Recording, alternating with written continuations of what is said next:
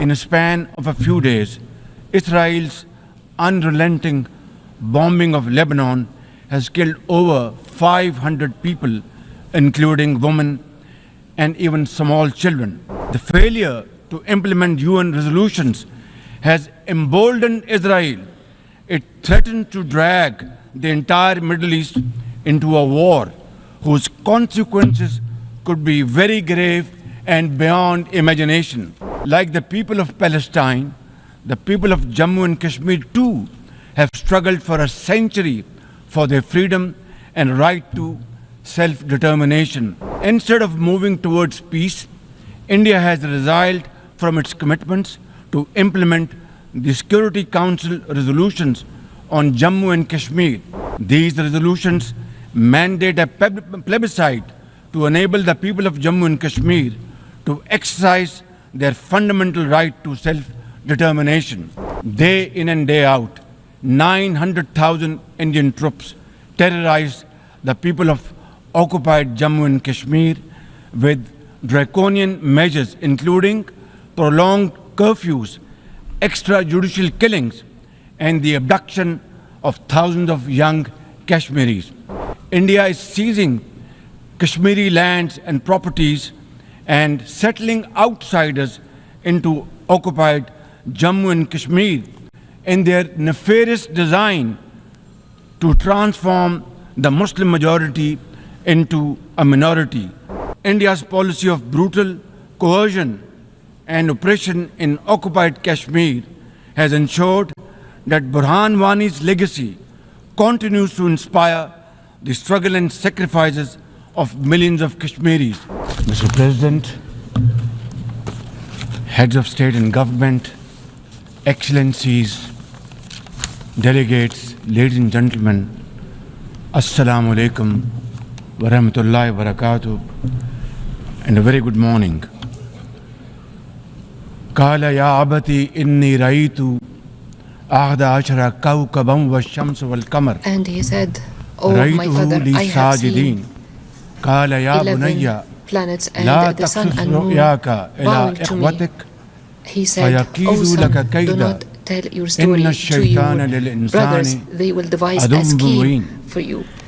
The devil is the enemy of humans. It's a matter of great honor for me to address the United Nations General Assembly for the second time as the Prime Minister of a country that has always been a proactive member of the UN Assembly. I would like to congratulate you and wish you all the success, Mr. President, on your election as the President of the 79th session of the UN General Assembly.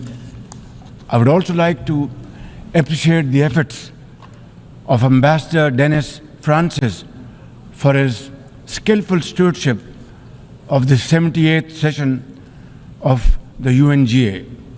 Mr. President, the father of our nation, Quaid-e-Azam Muhammad Ali Jinnah, declared in 1947 that we stand by the United Nations Charter and will gladly make our full contribution to peace and prosperity of the world. Pakistan has stood by this commitment unwaveringly. Today, we are facing most daunting challenges to the world order. Israel's genocidal war in Gaza, a dangerous conflict in Ukraine, destructive conflicts across Africa and Asia, rising geopolitical tensions, resurging terrorism, galloping poverty, stifling debt, and the mounting impact of climate change, we feel the chill of a new world order. In response to these challenges, our Secretary General Antonio Guterres called for the Summit of the Future. It led to the adoption of the 54 actions on development, peace and security, technology and global governance in the Pact of the Future. Mr. President, today I stand before you to express the searing pain and anguish of the people of Pakistan at the plight of the people of Gaza. Our heart bleeds as we witness the tragedy unfolding in the Holy Land, a tragedy that shakes the very conscience of humanity and the foundation of this institution. Mr. President, can we, as human beings, remain silent while children lie buried under the rubble of their shattered homes? Can we turn a blind eye to mothers cradling the lifeless bodies of the children? This is not just a conflict, this is systematic slaughter of innocent people of Palestine.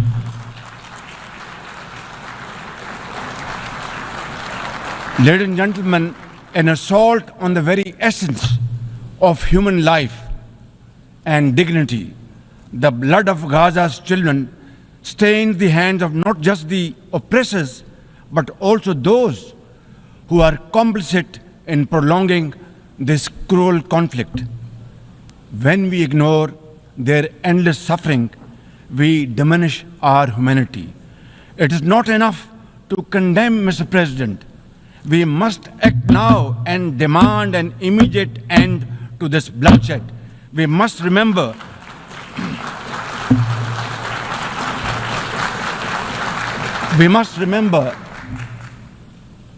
that the blood and sacrifice of the innocent Palestinians will never go waste. We must worry about their plight and difficulties and stand by them. We must work for a durable peace through the two-state nation.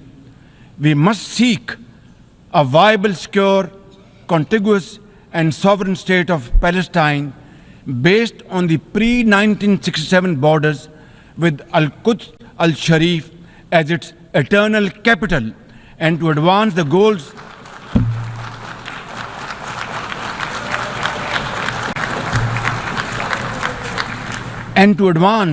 these goals, Palestine must also be immediately admitted as a full member of the United Nations. Mr. President, in a span of a few days, Israel's unrelenting bombing of Lebanon has killed over 500 people, including women and even small children. The failure to implement UN resolutions has emboldened Israel. It threatened to drag the entire Middle East into a war whose consequences could be very grave and beyond imagination.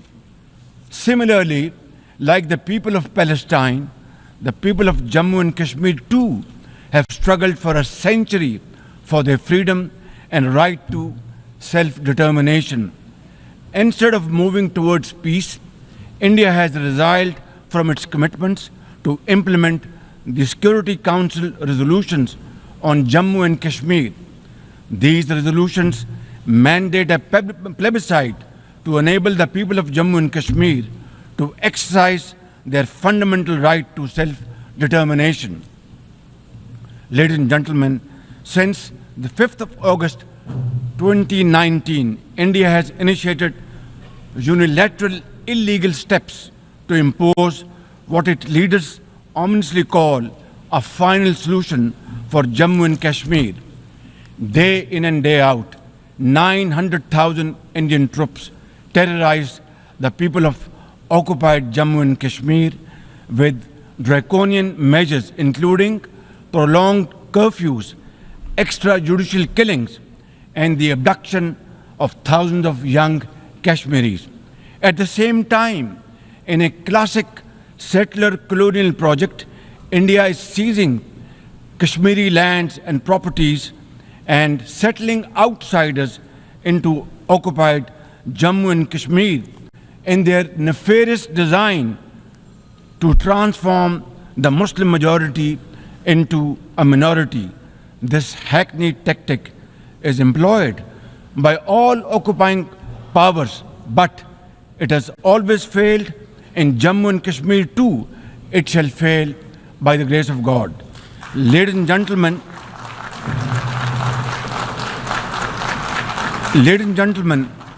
the Kashmiri people are resolute in rejection of the false Indian identity.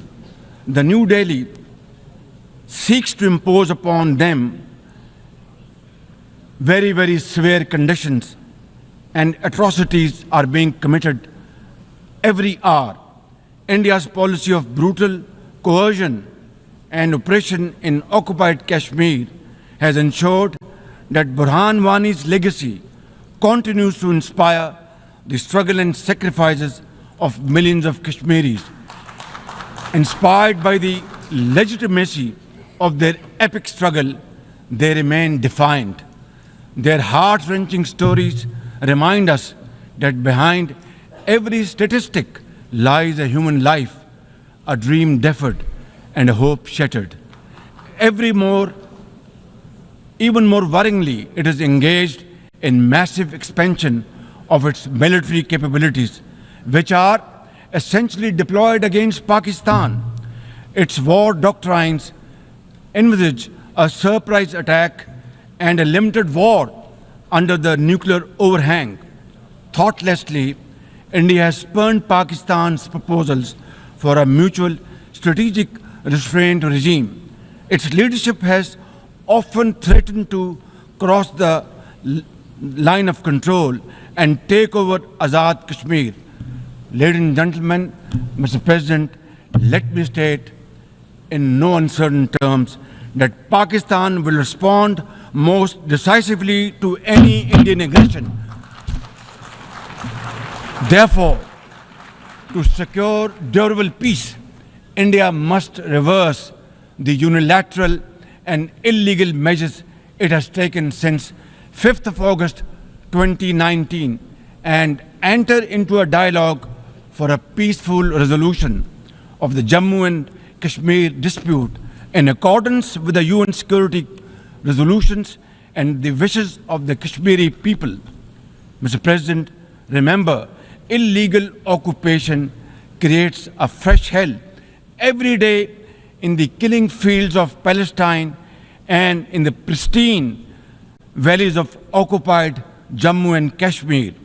Apart from conflicts, Mr. President, the 21st century has brought a cascade of crises, including the reversal of development and the mounting impact of climate change. 2 years ago, my country was devastated by catastrophic floods, causing $30 billion in damages. It is now clear that each summer will bring blistering temperatures and trigger fresh climate impacts.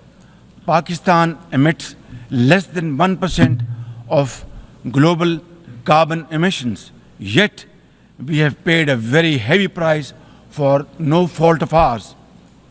This is most unfair in any calculus of global justice. We must uphold the axiom, the polluter must pay. Ladies and gentlemen, Pakistan looks forward to fulfillment of commitments made by our development partners to support the achievements of the SDGs and climate goals, including a new annual goal beyond $100 billion in climate finance. Mr. President, with nearly 100 developing countries trapped in the vicious cycle of debt and liquidity crisis, which I always call a death trap rather than debt trap, achieving the SDGs in these circumstances remain a distant mirage. The international financial architecture, which the Secretary General has described as morally bankrupt, and the world trade and technology regimes must be reformed and aligned to promote development and global equity.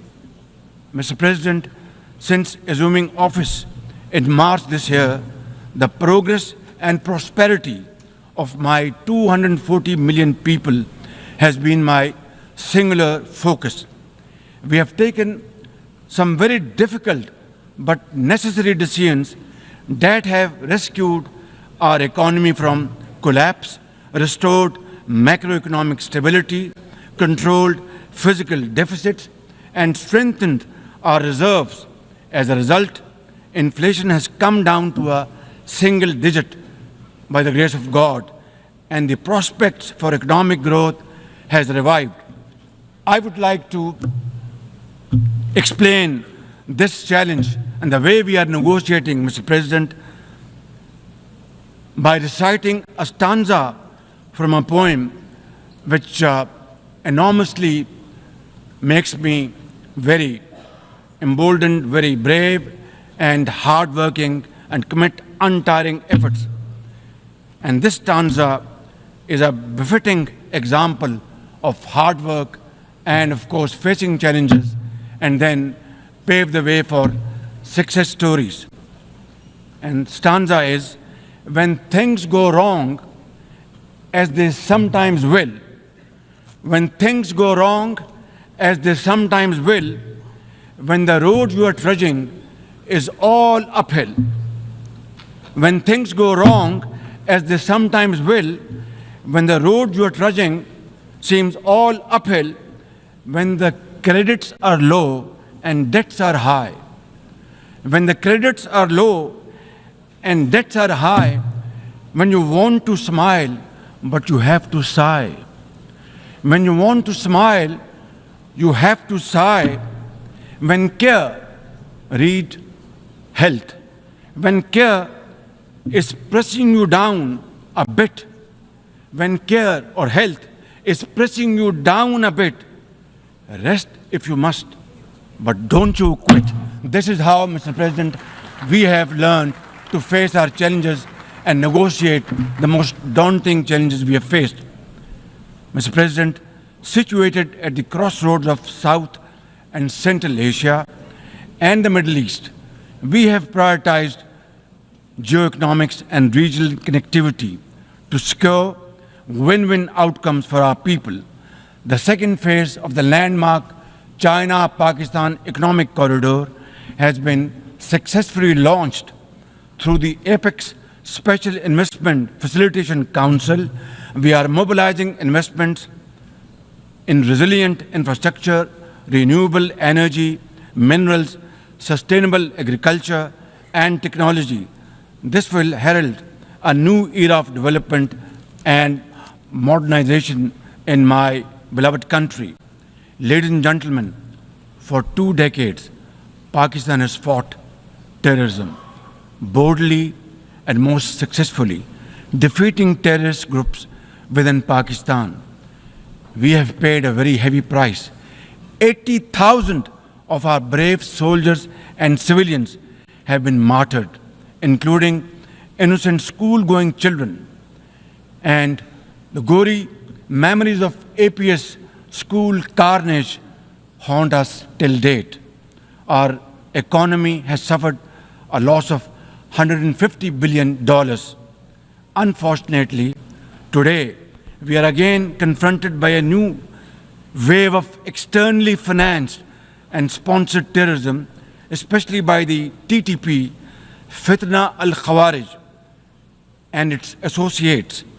Ladies and gentlemen, make no mistake, inshallah, by the grace of God, we are determined to eliminate this threat as well through our comprehensive national effort by the name of Azm-e-Istehkam, meaning resolve to promote peace and stability.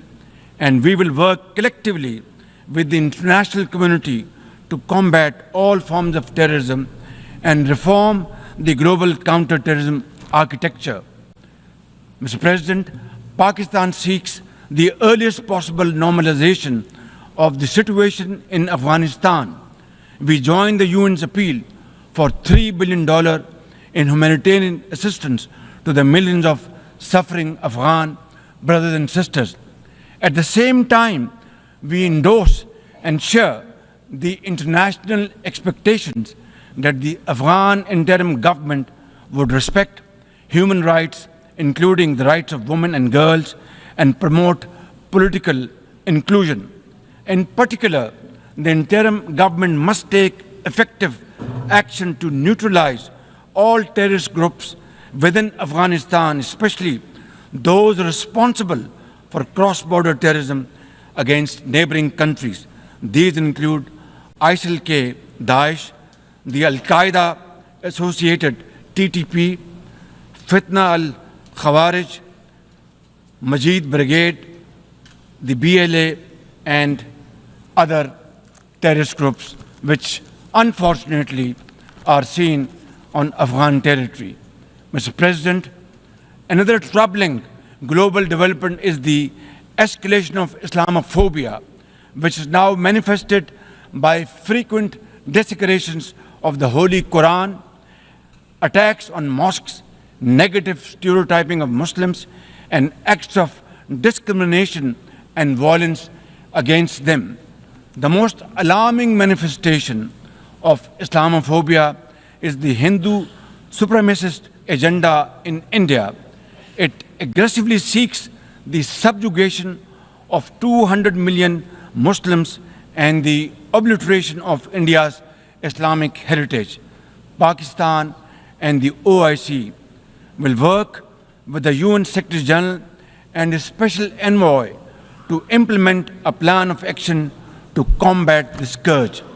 Ladies and gentlemen, Pakistan seeks an immediate end to the tragic conflict in Ukraine and its peaceful resolution in accordance with the UN Charter and international agreements.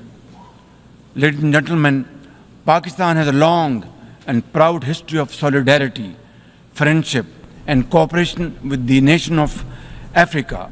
We will continue to cooperate with them to counter terrorism and resolve regional conflicts, including through UN peacekeeping and peace building in the region. Finally, Mr. President, as we leave this august hall, we must carry with us a message for our people that the weak are not voiceless, that the oppressed should not lose hope, that poverty is not preordained, and that Allah Almighty promise of justice and equality in our terrestrial home must be respected. I thank you all and thank you very much for your time. God bless you.